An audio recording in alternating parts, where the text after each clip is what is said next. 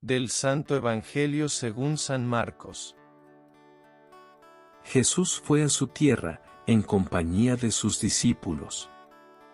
Cuando llegó el sábado, se puso a enseñar en la sinagoga, y la multitud que lo escuchaba se preguntaba con asombro: ¿dónde aprendió este hombre tantas cosas? ¿De dónde le viene esa sabiduría y ese poder para hacer milagros?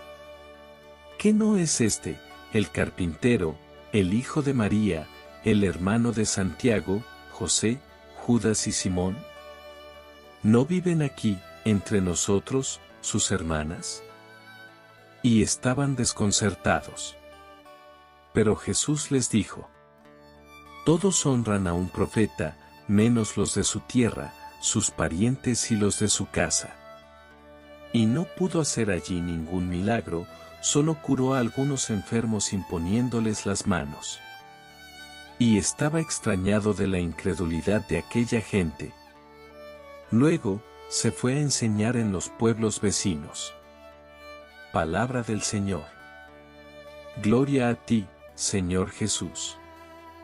Comentario al Evangelio de Marcos 6, 1-6, correspondiente al 14º domingo del tiempo ordinario, a cargo del Padre Juan.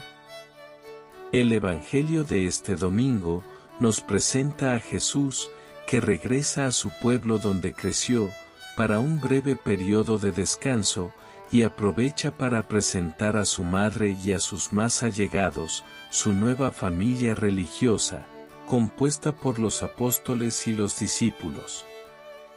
Para entender el Evangelio de este domingo, tenemos que descender en el calendario litúrgico al domingo noveno del tiempo ordinario, Marcos 3, 20, cuando los paisanos de Nazaret y algunos familiares de Jesús, que malinformados por comentarios y chismes malintencionados, que ya cundían por toda la región, se deciden a visitar el segundo domicilio de Jesús en Cafarnaúm, Mateo 4, 16. Y obligan a la madre del Salvador a acompañarlos, seguros de tener de esa manera éxito en su intención de hacer que Jesús regresara a su pueblo y al estilo de vida anterior. Todos recordamos cómo aquella improvisada visita, curiosamente coincidió con la llegada de los representantes del Sanedrín, y con la comisión encargada de analizar la autenticidad de la supuesta nueva doctrina de Jesús, basada en el perdón de las ofensas, en la salvación de almas, en el arrepentimiento y en la coronación como Rey Redentor. Ese domingo, lo recordaremos siempre por el comentario del profeta Elías, en Segunda Venida, que nos decía que el mundo contemporáneo está dividido en tres grandes partes. Primera parte: los que ya han experimentado el amor de Dios. La actitud que Jesús asume en Marcos 3, 20-35, hacia estas personas sorprende, porque para la mentalidad de este mundo, ese es el grupo catalogado como el grupo de los no evangelizados, y de los que, en vez de contribuir al progreso de la Iglesia, dan preocupación. No olvidemos que 2 años después, serán estas mismas autoridades, que se expresarán de este grupo de personas diciendo: la plebe que no conoce la ley es maldita, Juan 7, 35. Sin embargo, en el Evangelio de Marcos 3, 20-35, los vemos constituyendo el grupo, que estaba tan extasiado con las palabras de Jesús, que ni siquiera le daban tiempo para moverse, y menos para descansar o comer. Jesús estaba tan feliz con esa conquista de almas humildes y sencillas, que ni siquiera se daba cuenta que atrás de todos estaba su queridísima madre, tratando de pasar sin poderlo lograr, hasta tal punto que tiene que enviar a alguien, para que avise a Jesús que su mamá está en la parte de atrás.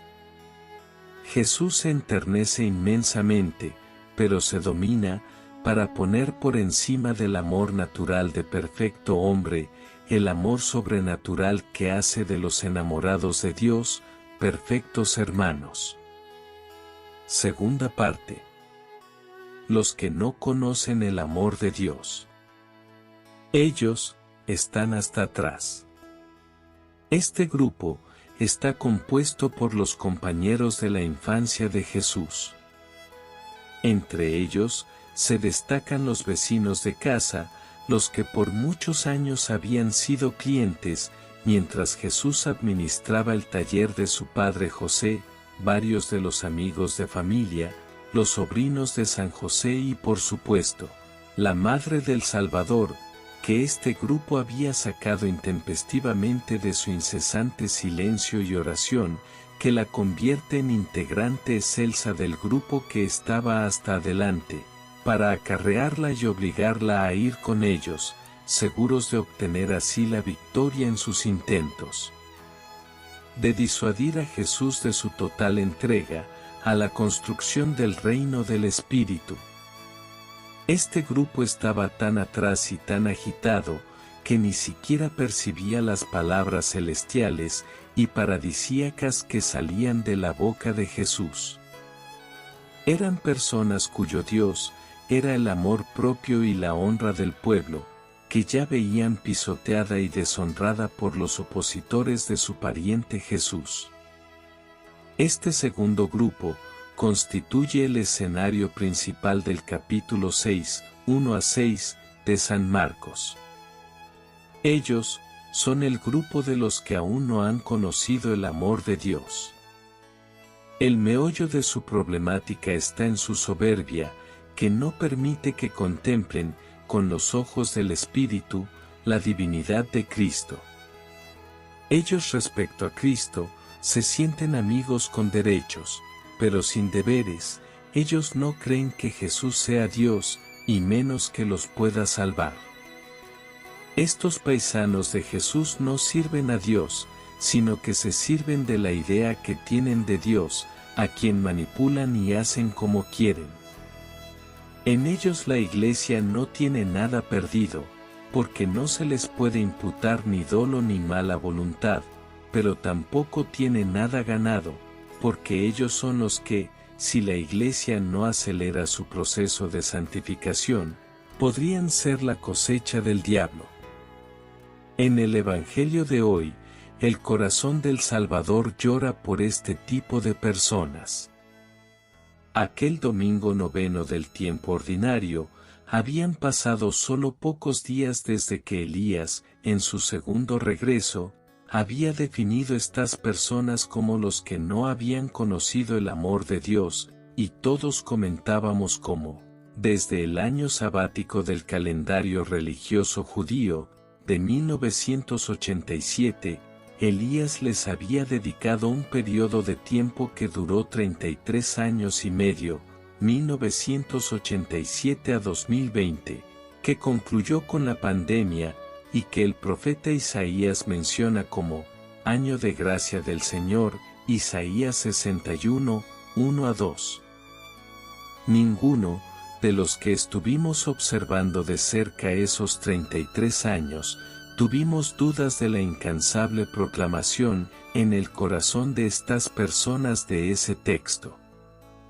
El Espíritu del Señor está sobre mí, y me ha enviado a proclamar el año de gracia del Señor, a anunciar la liberación de los prisioneros, la salud a los enfermos, la libertad de los esclavos, la paz a los atribulados, y el perdón a los arrepentidos.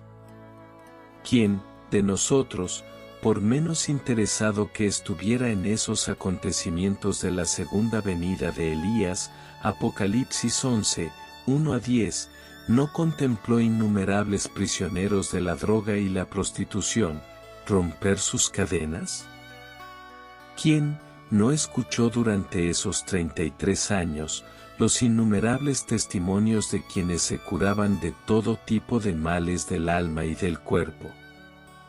¿Quién no vio el renacer espiritual de los arrepentidos, que le merecieron a ese lugar el sobrenombre de confesionario del mundo, Isaías 11, 1 y siguientes. Tercera parte. En Marcos 3, 20, vemos mucho más atrás, de los que no han conocido el amor de Dios, el grupo que viene de Jerusalén enviado por el Sanedrín, con la misión de emitir un juicio acerca de cuanto se dice, por toda Palestina, acerca de Jesús. En este grupo, la tendencia y el deseo de hacer el mal, es tan superior a cualquier inclinación al bien, que Jesús los define como personas de mala voluntad, y les respeta su libre autoexclusión, de todos aquellos que los ángeles del cielo proclamaron personas de buena voluntad. La característica principal de este tercer grupo de personas es, que ya desde esta tierra tienen el hambre y la sed continua de los habitantes del infierno, que es una insaciable hambre de maldad.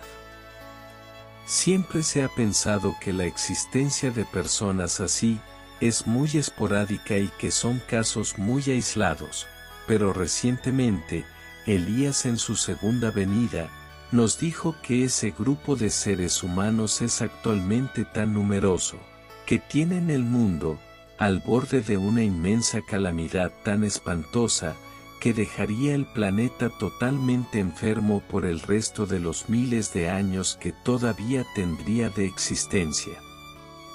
Ese ejército lucha contra el ejército de los de prevalente buena voluntad y contra los ángeles buenos. El motivo principal por el cual lucha es el de pescar una enorme cantidad de peces, que intenta capturar de entre las almas de los que todavía no han conocido el amor de Dios. Con los que todavía no han conocido el amor de Dios, no se tiene nada asegurado. Como podrían terminar en la cosecha de Dios, también podrían terminar siendo cosecha para el demonio.